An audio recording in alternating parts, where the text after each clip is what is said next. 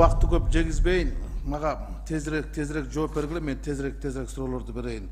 Министрдин келбей калган жаман болуп турда. Талас-Тараз суу-самыр жолунун 3-чү фазасы кабыл алынды. Ак приемки болду да. Качан? 1 ай мурун. 1 ай мурун. Спектрум инженер кол койду, ливанская компания. Кол койду. Кепилдик бере аласызбы?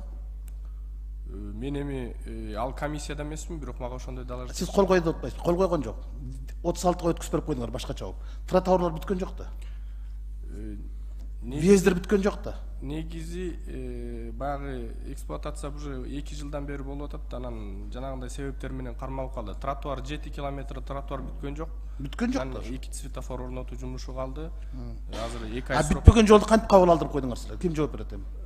Жок, ал бул жерде неме болду да, эксплуатацияга. Жол азыр иштеп атат юридически. Ошон үчүн биз кабыл алышыбыз керек болду. Ал жолду мен жума сайын өтөм. Окончательный жанагындай акчаларын бүт тактап өткөрүп алган ал бөлүк процедура болот да.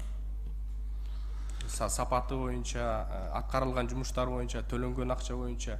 Юридический жолду азыр транспорт жүрүп атат, ошон үчүн эксплуатацияга кабыл алууга туура келип атат да. Талас-Тараз суу-самыр жолдун 1-чи фазасы өлдү. Өтмөктөн нар жак бетинен машина жүрө албай калды. Бүт контрабандисттер өлтүрдү, туурабы?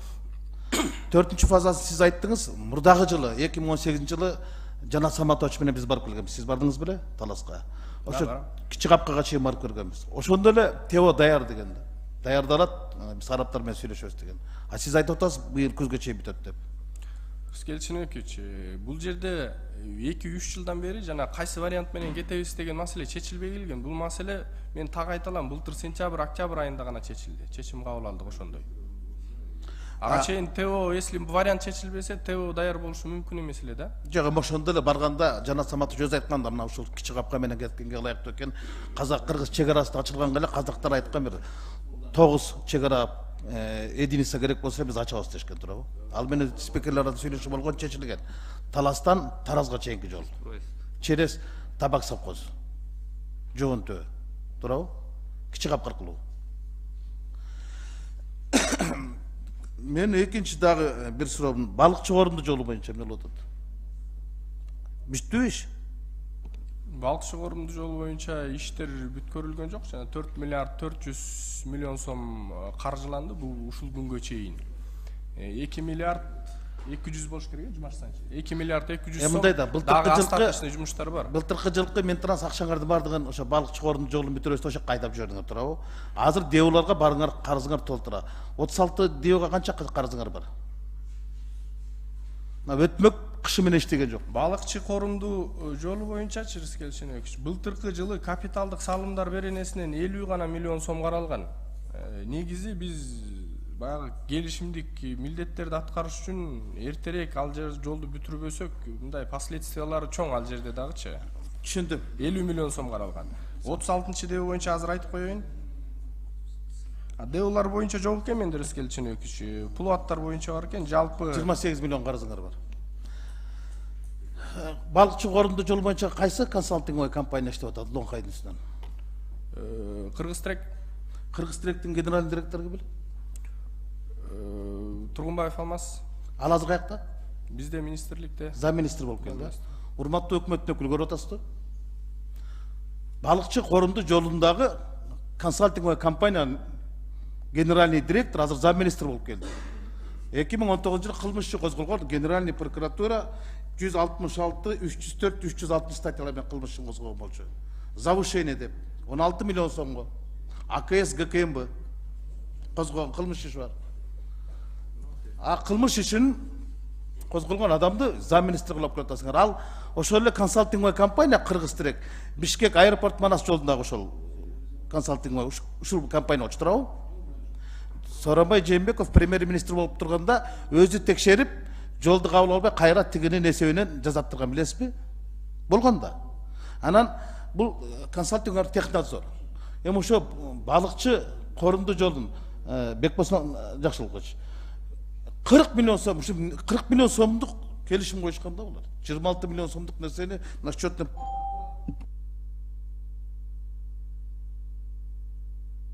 16 миллионга ашык кылышкан. Кеңеш берген үчүн ушунча сом акча алыш керек. Ал бул деген бюджеттин акчасы да. Карапайым элдин налогунан ушунча акча алып атпайбы. Анан ошонун кишини бияка алып келип замминистр кылышты да. Мына сага оптимизация. Мына сага иллюстрация. Ушундай боло береби? Ал кимдин күйөө баласы? Айтып койбойсузбу? Эми андай байланыштарын билбейт экенмин, бирок бул өкмөттүн чечими да Рыскел Сүйнөкчү мен ага неме бергени туура эмес болуп калат да. Экинчи Бекболсоңчу мен сизге өткөндө айттым эле да, мына замминистр Каныметовдун Финполго жазып атат. Чакыр Япынын ээси хозяин Эртугрул да, Хун Йылмаз Эртугрул. Эл аралык издөөдө жүргөн Интерпол аркылуу. А Кыргызстанга келип 2 тендерди утуп алды. Туурабы? 2 тендерди утуп алып, кайта субподрядка берип, ортодон $10 миллион чөнтөгүнө салды, качып кетип калды. Мына жол бүткөн жок. Баткен Исфана, анан Талас Тарасуу Самырдын 3-чү фазасы ошону кылчу да. Мына кыргыз жол курулуш менен айлыгы соттолуп жүрөт. Жана сиз айтып атпайсызбы, 1 миллион сом бар депчи. 1 миллион сом ошол алынбай калган акча бар. Аны сиз айтып атпайсызбы, биринчи фазага жана өтмөк тылды жагына жумшайбыз. $1 миллион. АКС ГКМБ кылмыш ишин козгогон Зарылбек Ырсалиев менен Дүйшөмбек экөөбү кайрылышкан болчу. Туурабы? Афера болгондо алар жанагы асфальтто бетонный заводдун 4 миллионго баалап туруп кыргыз жол курулушун уктатып коюп кетип калбадыбы? А силер Минтрас ошону кайта ошолорго жардам берип, жолду кабыл алдыңар. Тротуар бүткөн жок. 3-чү фазаны. 3 жыл сроктон өтүп кеткен. Мөөнөтү качан эле? 2018 күзүндө бериш керек болчу. Өткүзө алган эмес. Ошол жерде отурган Осоев деген адвокат болуп, Чакыр Япыга.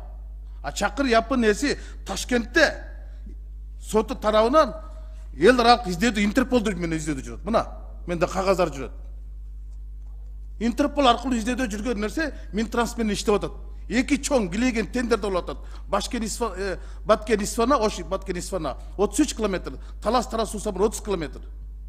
Bir күрөгү жок, bir лопаткасы жок. Келди дагы 2 тендерди утту, 2 субподрядка берди, ортодон очойгон акчаны чөнтөккө салды да кетип калды. Минтрас эчтекени билбей отурасыңар. А бул деген кредит да, эл төлөйт да. Мына биз төлөп атабыз, биздин тууган туушка жолдош кыргыздын эл төлөп атпайбы? Аферачы. Мына эпкенди баш кылганда эмне болду? Италиялыктар. Силердин замминистрге взятка акча берем деп камалып жатат, туурабы? Бир замминистриңер. Экинчи замминистр дагы кетти. Ал ошо акыры ошол фирма менен силер жаптыңар, токтоттуңарбы былтыр? Быйыл токтоттуңар, а? Былтыр токтоттук дейт. Былтыр токтоттуңар. Италиялык фирма менен чыктыңарбы келишимден? Алар канча элге азыр акчады карыз. Жол салынбай калды. Жумгалдыктар, байкуштар чаңды алдында калды. А жоопкерчилик жок болот атпайбы? Силер жол салбай эле, мындай жол салбай эле коррупцияга жол салып атпайсыңарбы? Ошолор менен өнөктөш болуп атпайсыңарбы? Мына быйылкыга эчтеке жок. Мына 3 километрден жол беринчи райондун центрлерине. Былтыр пандемияда берилген жок. Мурдагы жылы 3 километрди алдадыңар, а чын-чынына келгенде 1,5 километрден бергенсиңер. Район центрлериндеги жолдорго каржыланган жок. Азыр бүт Беулага карызыңар бар, туурабы? Ана кантип министрлик иштейсиңер эми? Силердин штатыңар эле коюп атат. Силердин 70% Минтранстын немелери азыр суракта жүрөсүңөр. АКСте, Финполдо түшкө чейин отурат, түштөн кийин суракта жүрөт. Бишкек кош боюнча 23 балаңар кармалган. Сиз айтып атпайсызбы жанагы Сосновкада посто иштеп атыр депчи? Ай, мынау комитет мүчөлөрү баардыгыбыз барганбыз. Презентация кылган Жамшитбек Калилов иштеп атыр деген. Арден акча салсаңыз да бербейт, жана банк сиз айтып аткан терминалыңа, туурабы? Тыйын береби? Бербейт да. 50 сом берсең 45 сомун алып кал, 5 сом сдача береби? Бербейт. Дагы эле кол менен акча алып атпайбы? А контакт болгон жерде коррупция болот да. Силер 3 жылдан бери ошону килеген акчаны кетирдиңер да эчтеке кылган жоксуңар. Мына Шерал Итыбаевич иштеп турган убакыт эле ошол жерден түшкөн акчаны, туннелден түшкөн акчаны 60 миллион болчу. Андан бери машина 2 эсе көйдү. Дагы эле 60 миллиондон ашпайт силердики. Демек чөнтөккө кетип атат да. Чөнтөккө кетип атат, өкмөткө кетпей атпайбы? Туннелдин акчасын баары отура алып атпайсыңарбы? Ошон үчүн 25 кишиге кылмыш козголду да. Бишкек Ош жолунун.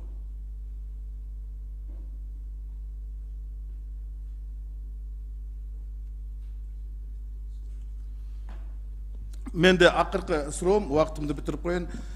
Өткөндө Талас областында Ак үйдүн алдына Нылды айылдын, Сарбулак айылдын адамдар чыкты да. мынау таластан жанагы Шерал Итибаевич айтып кетпеди. Покровка кайыңды Иван Алексеевка жолу бар да. Эми Чыдыр жолу эмес, Шейпур жол да. Ат менен араң жүрүң туруш керек. Эми ошол жерди көп деле нерсе кетпейт. Эл суранды, губернатор чыкты, айтты, биз ошо сиздин маалыматыңыз бар, ошол жерге айтты, мына ушул жерден эле өзүңөрдүн күчүңөр менен бизге мындай жок деген ушул жердин жанагы топурагынан эле төшөп бергилечи деп. Алар мындайдан Нылдыдан Покровка менен кайта тиги Кировка менен келе турган болсо канча километр жүрөт? 60-70 километр жүрөт, мындайдан 6 километр жүрмөк болчу. Эл байкуш айланып атат. Ошону суранды, ошо нылдылыктар. Ошого бир өкүлүңүздү орунбасаңыз жөнөт барып көрүп койбойсуздар ДДХ.